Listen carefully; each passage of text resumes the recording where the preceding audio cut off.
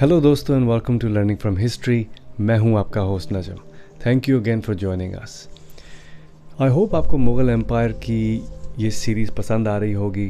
पिछली एपिसोड में हमने बहादुर शाह द फर्स्ट को डिस्कस किया था। इस एपिसोड में हम आगे चलेंगे और कुछ और मुग़ल एम्परर्स को डिस्कस करेंगे and we will discuss a few Mughal emperors in this episode. और इसका मेन रीज़न ये है कि इसके बाद बहादुर शाह द फर्स्ट के बाद जो मुग़ल एम्परर्स आए उन्होंने इतना ज़्यादा देर तख्त पे गुजारा नहीं। आइदर वो नेचुरल या जिस कॉज की वजह से भी वो तख्त पे बहुत कम देर गुजारा, जिसकी वजह से मुग़ल सल्तनत एक केओस में रही, क्योंकि एक पावर वैक्यूम क्रिएट होता गया जैसे जैसे हर मुग़ल एम्परर हटता गया और नए मुग़ल एम्परर्स आते गए। इसकी वजह से मुग़ल एम्पायर ने बहुत इंस्टेबिलिटी देखी। हम आगे चलेंगे बहादुर शाह द फर्स्ट से आगे। नेक्स्ट एम्परर जो इन लाइन था that was Jahandar Shah. Before we start, हम लोग मुग़ल एम्पायर की इस सीरीज़ के इख्तिताम के बहुत करीब पहुंच चुके हैं। अब आगे जितने भी एम्परर्स आएंगे उनके बारे में हम इतनी डिटेल में नहीं जाएंगे, बिकॉज़ लाइक आई सेड काफ़ी सारे बहुत कम टाइम के लिए तख्त पे रहे, और जो थोड़े टाइम के लिए रहे भी वो उन्होंने कुछ इतना ज़्यादा काम किया नहीं, सिवाय काफ़ी इनकॉम्पिटेंसी थी, लैक ऑफ लीडरशिप थी, बहुत वीक लीडरशिप थी, जिसकी वजह से मुग़ल एम्पायर ने अपना डिक्लाइन ही देखा until eventually east India company की आमद और इवेंचुअली मुग़ल एम्पायर का ख़ात्मा। जहांदार शाह से स्टार्ट करते हैं। जहांदार शाह, इनका रूल 1712 से 1713 तक रहा, सिर्फ एक साल। इनकी पैदाइश 1661 दक्कन इंडिया में हुई। वफ़ात 11 फरवरी 1713 दिल्ली में। ये 51 ईयर ओल्ड थे जब he passed away.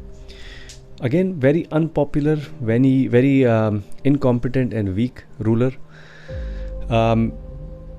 Lack of leadership skills, जिसकी वजह से इनके जो वज़ीर जुल्फ़िकार ख़ान थे उन्होंने पर्दे के पीछे अपनी जो मुग़ल सल्तनत थी उसकी दौड़ संभाली। कहने को तो Jahandar Shah was the Mughal emperor, लेकिन एज आई मेंशन्ड इनकी जो लैक ऑफ लीडरशिप थी, वीक लीडरशिप थी, इनके वज़ीर को आके पूरी सल्तनत की कमान संभालनी पड़ी। जुल्फ़िकार ख़ान ने इकोनॉमिक सिस्टम जो था मुग़ल एम्पायर का, एज आई मेंशन, वो डिक्लाइन में था। बहुत रिवॉल्ट्स चल रहे थे पूरी मुग़ल सल्तनत में against the Mughal empire, against the Mughal emperors, जिसकी वजह से इकोनॉमिकली इनको काफ़ी धचका लग रहा था। जुल्फ़िकार ख़ान ने आके बहुत अटैम्प्ट्स की इस चीज़ को फ़िक्स करना, इस चीज़ को ठीक करने की, इकोनॉमिक सिस्टम को रिफ़ॉर्म करने की बहुत कोशिश की।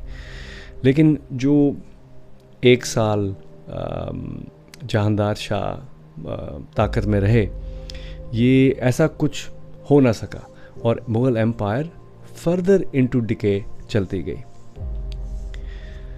जहांदार शाह का जो रूल था वो एक साल के करीब ही था। अगले रूलर फ़र्रुखसियार 1713 से 1719 तक रूल किया। इन्होंने कुछ साल रूल किया। ये बॉर्न 11 सितंबर 1683 औरंगाबाद, और इनकी वफ़ात 9 अप्रैल 1719 दिल्ली में हुई, जो कि इंडिया में है।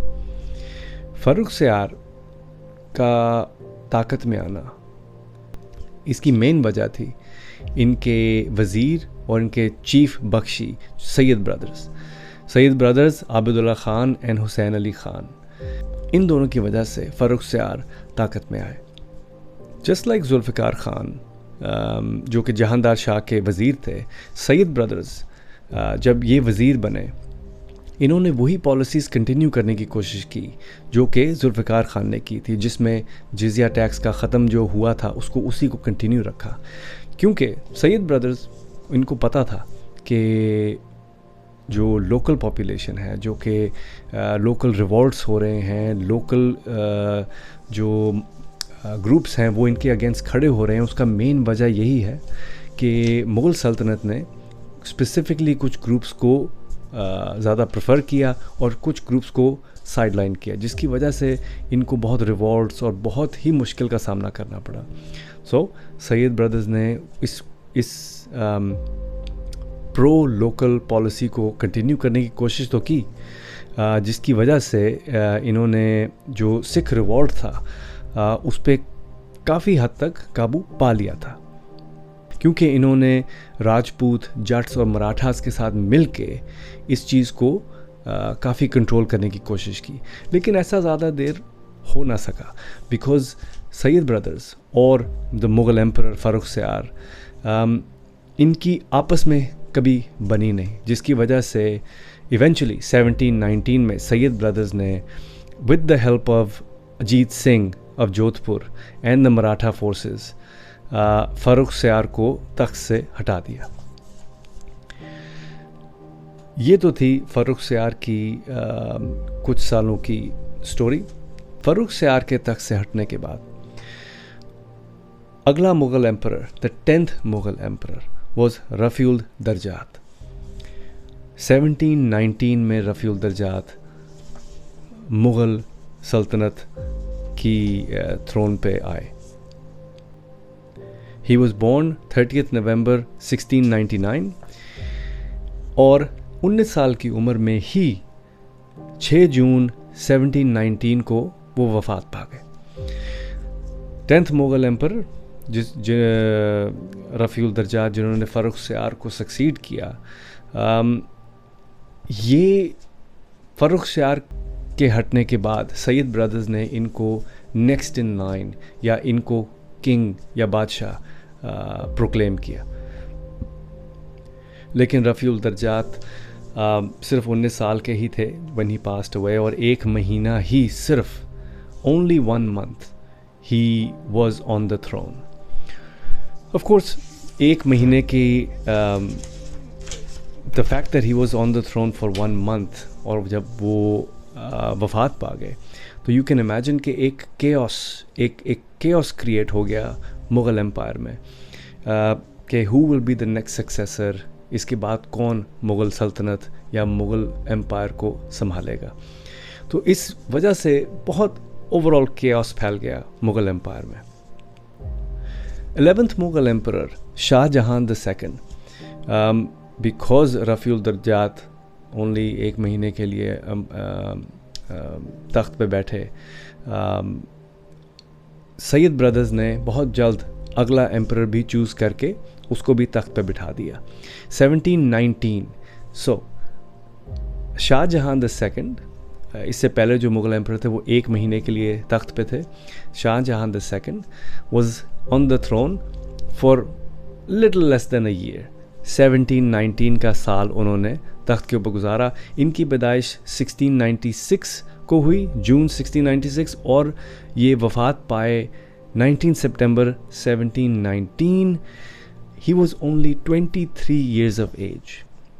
तो एक चीज़ आप यहाँ नोट कर रहे होंगे, young, very quick, fast pace. Shahjahan the second, again Sayyid brothers ने इनको मुकर्रर किया as the new emperor of the Mughal empire. ये भी कोई इंडिपेंडेंट लीडर नहीं थे। He was again in the line of incompetent leaders and unpopular leaders. He was just a figure head. उनको सिर्फ और सिर्फ तख्त पे बिठाया गया था नाम का बादशाह बना के। पीछे से द सैयद ब्रदर्स ही पीछे से सारी जो मुग़ल एम्पायर की जो कमान थी वो संभाले हुए थे। लेकिन 23 year old ये भी ज़्यादा देर तख्त पे नहीं रहे because of tuberculosis in 1719 and he was on the throne for less than a year। आज की एपिसोड में इतना ही। अगली एपिसोड में हम फिर कुछ इससे आगे चलेंगे और फर्दर उन मुग़ल एम्परर्स को डिस्कस करेंगे जिन्होंने या तो तख्त पे बहुत कम टाइम गुजारा, और अगर थोड़ा सा टाइम गुजारा भी तो बहुत केओटिक टाइम गुजारा, और इवेंचुअली मुग़ल एम्पायर का डिक्लाइन हुआ। Thank you again for joining us. I hope आपने ये एपिसोड पसंद की होगी। अगर आपने लाइक सब्सक्राइब नहीं किया तो ज़रूर करें। कमेंट्स में हमें बताएं कि आपको ये शो कैसा लग रहा है और हाउ वी कैन इम्प्रूव।